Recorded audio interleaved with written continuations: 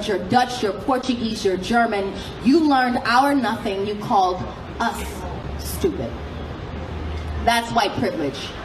And I'm sure it probably hurts for you to hear those two words, kind of like gunshots and explosions from those commissioned to protect you with whisking past your ears. What is white privilege? It is the only 5 decades of legal acknowledgement expected to correct 400 years of white transgression. It's crack versus cocaine. Blacks receiving almost 20% longer sentences for the same exact offenses. Like, for instance, a black man without a record is less likely to get a job than a white felon, or maybe it's because we're lazy and we don't work hard enough. Like, what the fuck? 400 years in the same field literally is an incredible resume builder. It is Katrina answering the government's prayers of eugenics, Dick Cheney going fishing the next day, Condoleezza on a shopping spree, Bush in San Diego, but Kanye is the one you call crazy because, like, it only took the USA 2 days to get aid to Asia, but 5 for FEMA to get to Canal Street and Esplanade. Is the one black kid who beat the shit out of the odds, but only thanks to Sandra Bullock, Michelle Pfeiffer, and the White Shadow, so now we all can make it. It is the only time thousands of white people are cheering for the black kid to win. It is in the stadium. It is you looking at me crazy if I told you to go back to Europe, even though we didn't have a say. It is you all of a sudden having a problem with immigration, like this isn't even your nation. How the hell do you discover some shit that wasn't even missing to begin with, you Columbus our traditions? Had white girls twerking in high definition with multicolored hair and purple nails, but it was ghetto when we did it. Oh, I'm making you uncomfortable. Try a cramped slave ship. But wait. Slavery is over now. It's just called the prison system because, like, you're not racist because you don't use the N-word, but y'all use niggas every day. What is white privilege? It is the acceptance of bombs over Baghdad, but not over Boston. Hello guys, you are talking to Nethezekile and with me is Usive.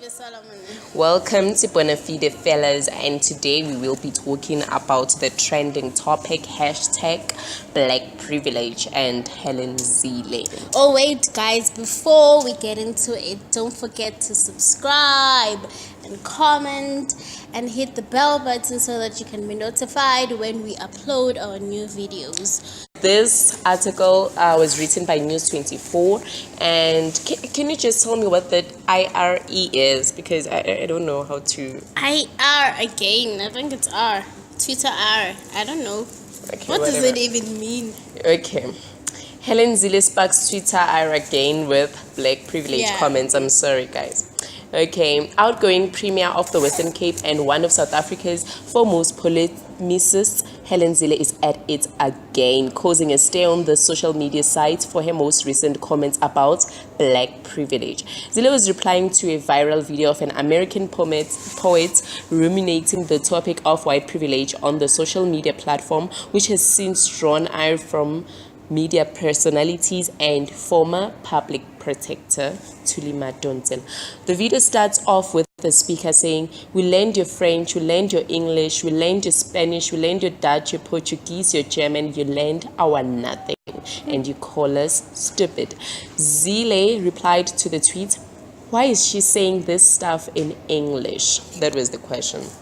So what do you think about that? Because, like, from how I see it, answering her question, I mean, we have to be quite honest, because we know that white people from the way past tried to force us to conform to their ways of life, and that includes English. Like, if she's gonna ask why this lady is speaking in English, then why the hell am I studying at a university using English? It's not much of a choice. I don't have any choice, do I? So it was quite ignorant on her part to ask that question. I mean, for her to even say that, it's very offending and alarming. Like, why does she have to, like, minimize us as human beings? I mean, it's really unnecessary as you come to think of it.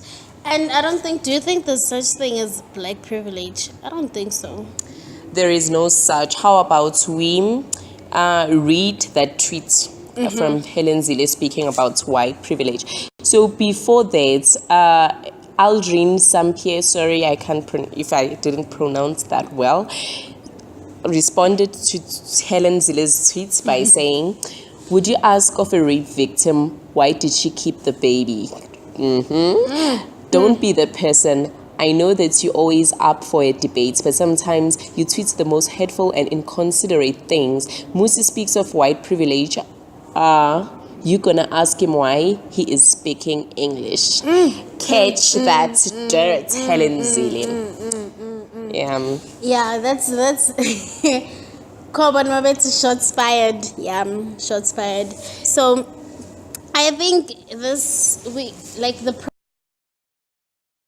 problem is we don't have to actually like base this whole thing about speaking English. Like it's really unnecessary. Like I don't think what do we have to do now?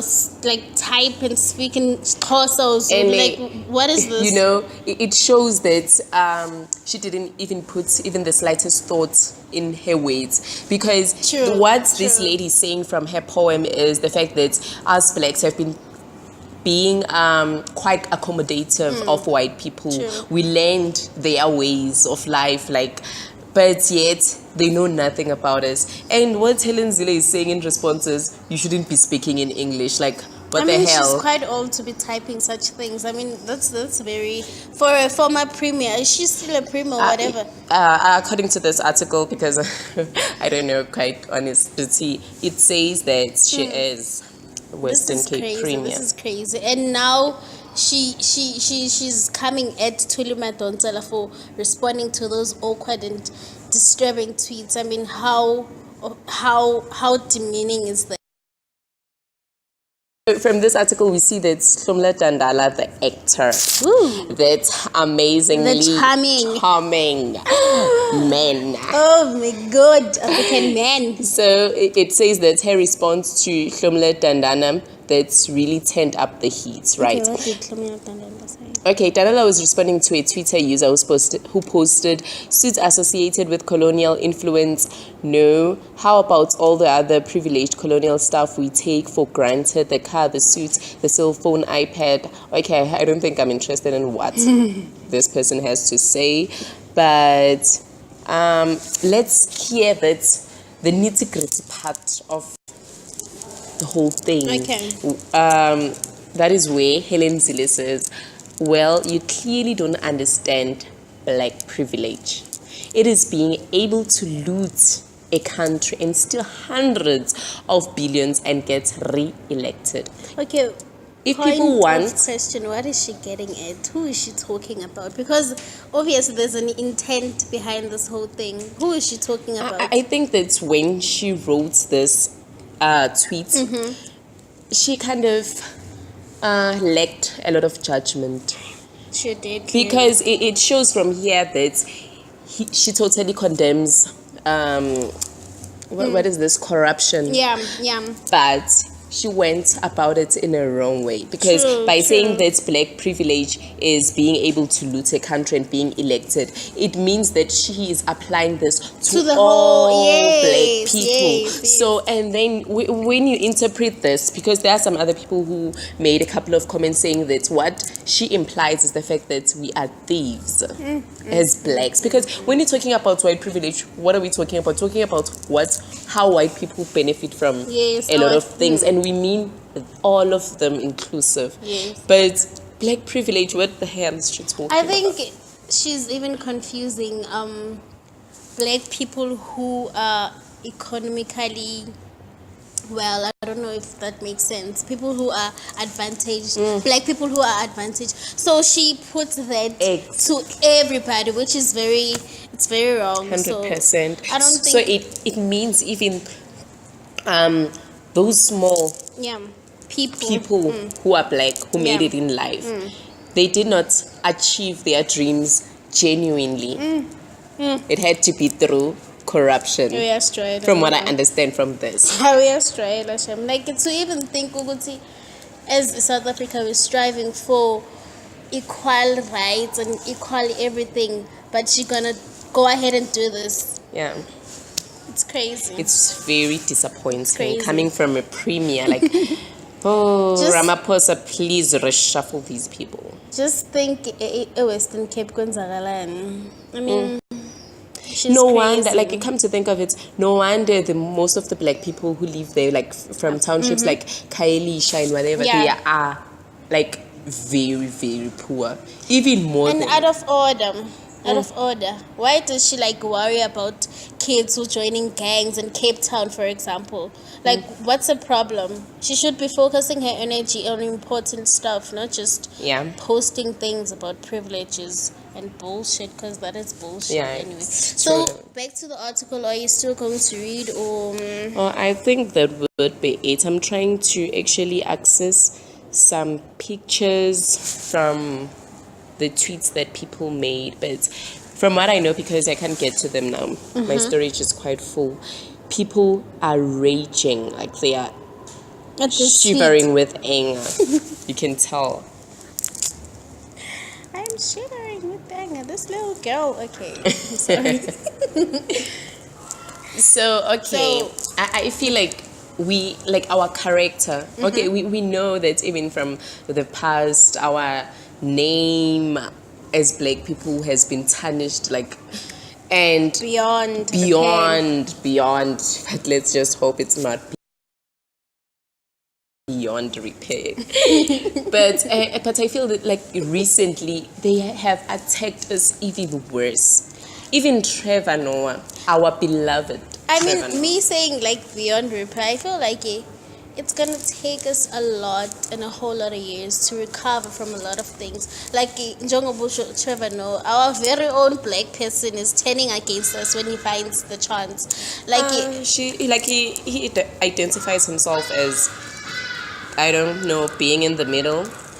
It's crazy. There's no middle ground. But it seems as if, yes, exactly. When you play the Game of Thrones, it's either you win or you lose. There is no middle ground. Never. So since he is a person who is in the middle, it's quite clear whose side he's choosing. And I'm worried, Malema. What did he say actually about the whole tweeting thing? Okay, so I did not follow much on what Malema said, but what I can tell is the fact that he actually turned against us, and mostly against his EFF supporters. and what I have to say about that is this whole thing that Trevor Noah said has little to do with Malema. Okay, we felt quite bad for him because he placed him on the spot by making him seem though as if he was racist. Yeah.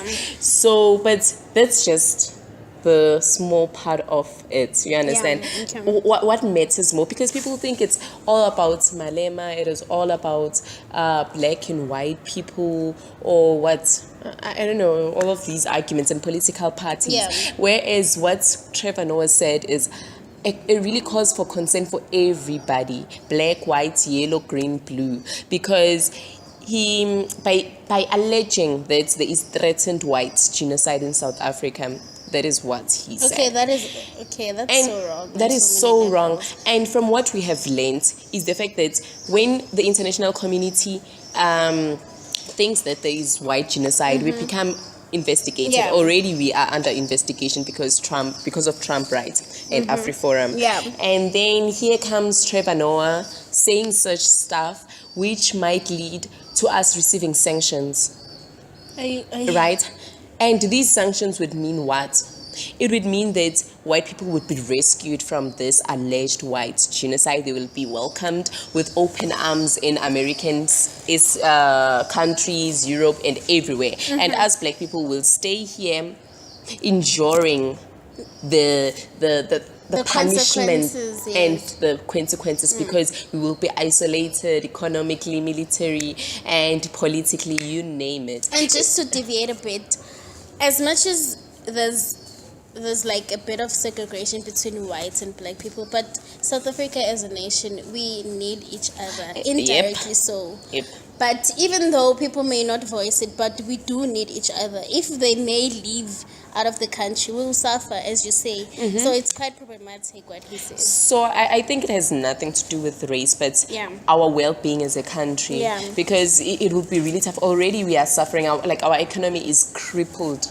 I don't even know if we're gonna recover from that. And then we have Trevor Noah living his most comfortable life in America, whilst threatening our welfare. like what would happen if we are just left as black people, no country to rescue us, and then the investors pull out, there's no trade going on, international relations is like put to an end, in jeopardy, and then we suffer even worse. I feel like for something that is non-existent.